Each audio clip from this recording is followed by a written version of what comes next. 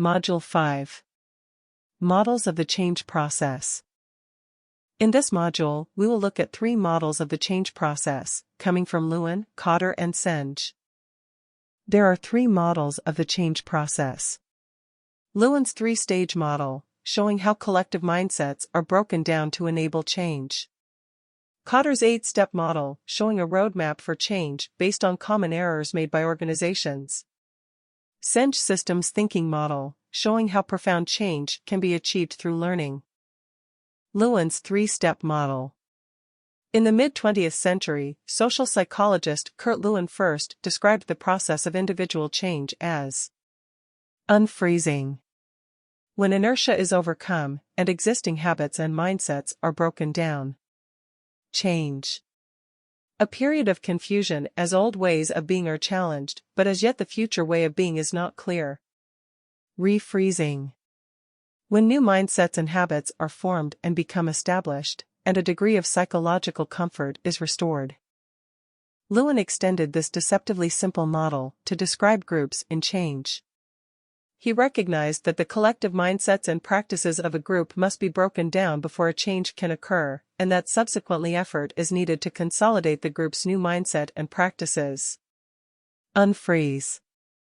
3 ways to break inertia. 1. Clearly define the current situation. The more collaborative this process can be, the more effective it is. This is both because people will be more committed to a picture they have defined and because the involvement of more people will make it a richer, fuller picture. 2. Create a vision of the desired end state. Again, the richer, fuller and more attractive this can be, and the more people who contribute, the better. 3. Identify the forces which will help drive and resist the change, increasing the driving forces identified, and decreasing the resisting forces. Once again, this is best carried out by a group of those leading, affected by, the change. Lewin's force field analysis is one way to conduct this activity. Change and refreeze. Change, taking people through change. A plan is followed to implement the intended change. Involve people and maintain the safe learning environment that Schein prescribes for the unfreeze stage. Allow experimentation over solutions to problems. Provide great role models with whom people in change can identify. Refreeze. New work practices become new work habits. New ways of thinking become the conventional wisdom. A time for vigilance on the part of change leaders, who must address any tendency for people to talk, think or act in line with the old ways. Reward behaviors and results that are aligned with the changed environment. In Section B 3.6, we have already seen how Schein, 1993, built upon Lewin's unfreeze stage with a prescription for those seeking to create change in a group that involves 3 apparently conflicting activities.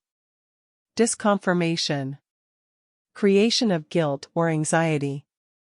Creation of psychological safety. How can the third of these be compatible with the first 2?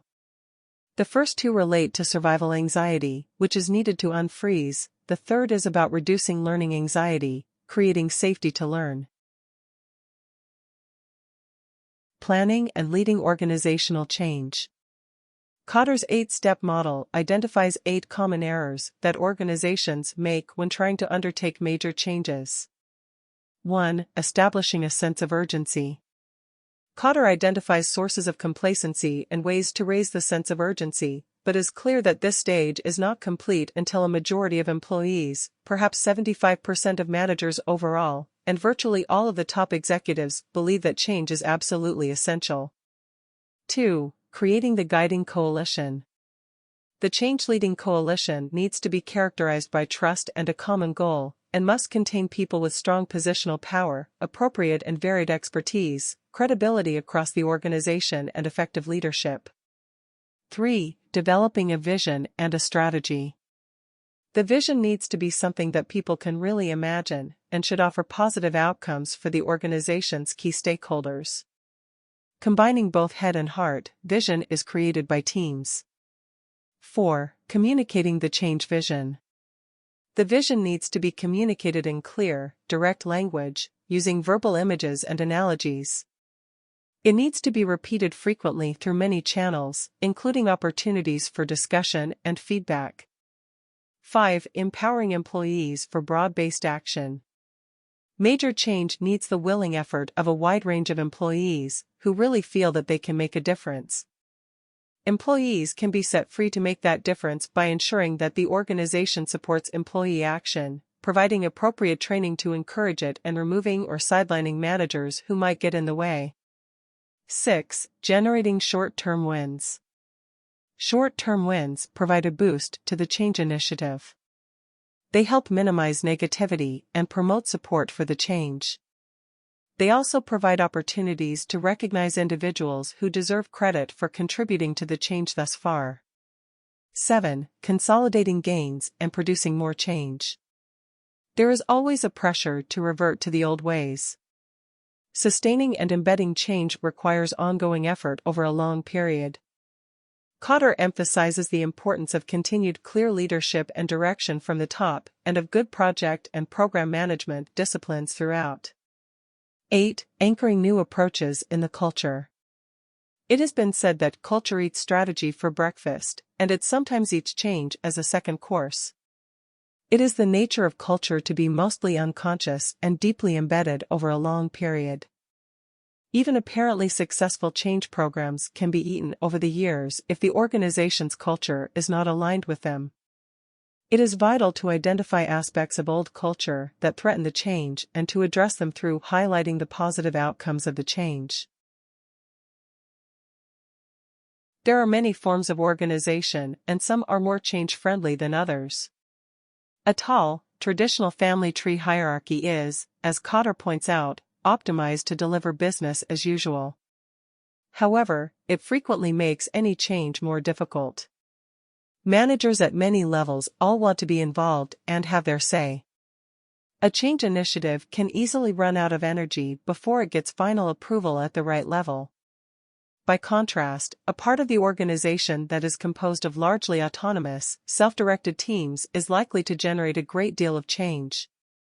In this case, the risk is not of smothering change, but of too many, possibly incompatible, changes taking place around that part of the organization, of a sort of anarchy that may not be in the best interests of the organization.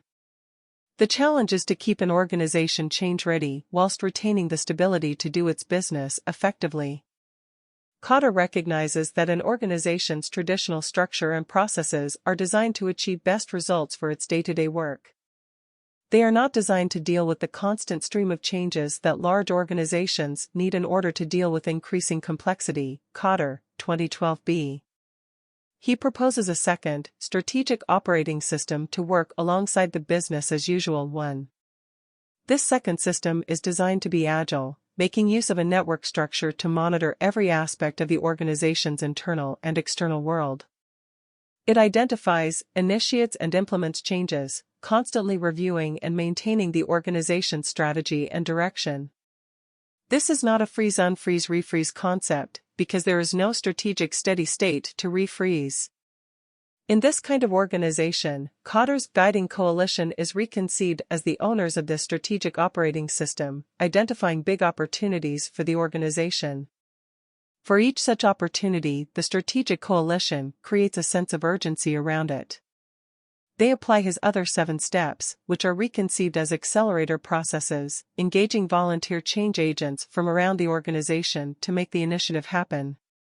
The guiding coalition becomes the strategic sun with multiple change initiatives, each with its own mini-guiding coalition, as planets around it. The volunteers who run these initiatives bring to them their daily experience of the business-as-usual hierarchy. This minimizes the risk that the changes are disconnected from the organization's day-to-day work.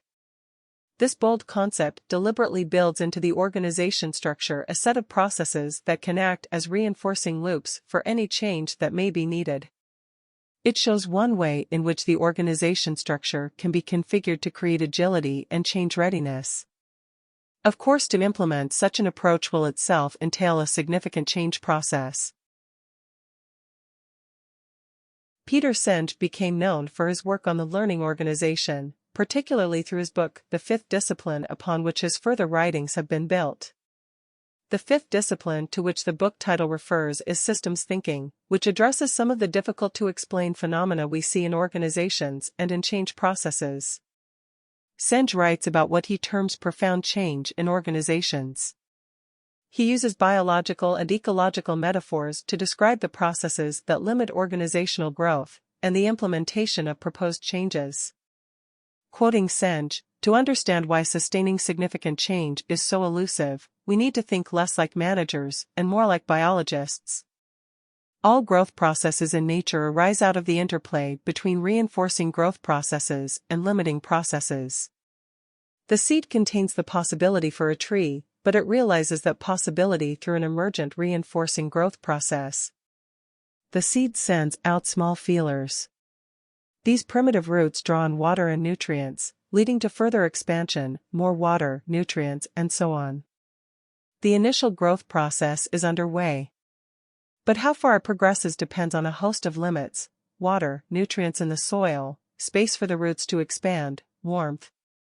Eventually, as the tree begins to extend beyond the surface, other limits will come into play: sunlight, space for the tree's branches to spread, insects that destroy the tree's leaves. When growth stops prematurely, before the organism reaches its potential, it is because the growth has encountered constraints that could be avoided, that are not inevitable. Other members of the same species will grow more because they do not encounter the same constraints.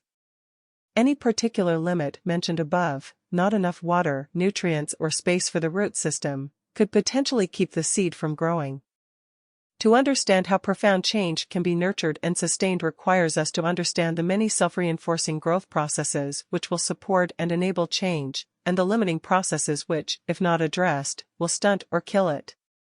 Understanding the various reinforcing and balancing feedback loops that will affect a change process allows us to look for ways to strengthen the reinforcing processes and to mitigate those that would work against progress. Schein points out that the kinds of thinking that explain why different tree seeds grow to different heights, shapes, and states of health can be applied to change. To understand how profound change can be nurtured and sustained requires us to understand the many self-reinforcing growth processes that will support and enable change, and the limiting processes that, if not addressed, will stunt or kill it.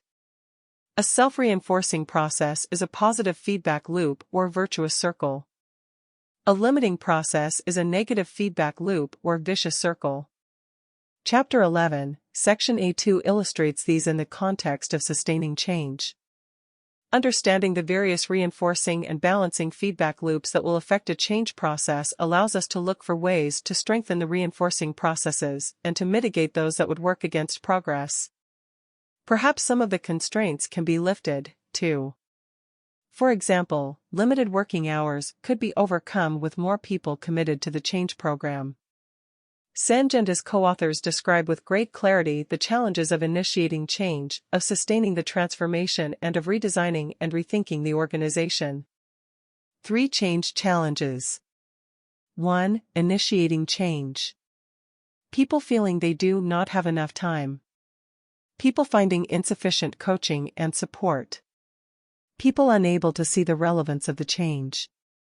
Problems with leaders not walking the talk. 2. Sustaining the transformation.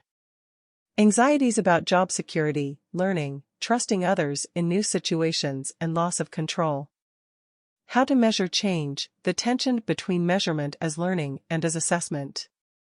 Using culture so that change in a pilot group is not seen as a cult activity. 3. Redesign and rethinking.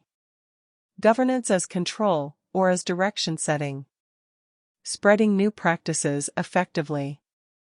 Giving meaning to strategy and vision. Throughout they demonstrate some of the typical feedback loops that occur as these challenges are faced. They provide many practical examples from a range of organizations and offer suggestions as to how to nurture and grow change through to maturity. Kotter's approach to changing organizations is based on highly visible, large-scale transformative change, driven primarily by the senior leadership of the organization through the guiding coalition. By contrast, Schein suggests that profound change occurs when small-scale initiatives are skillfully nurtured by well-aligned leadership at all levels of the organization, and then spread.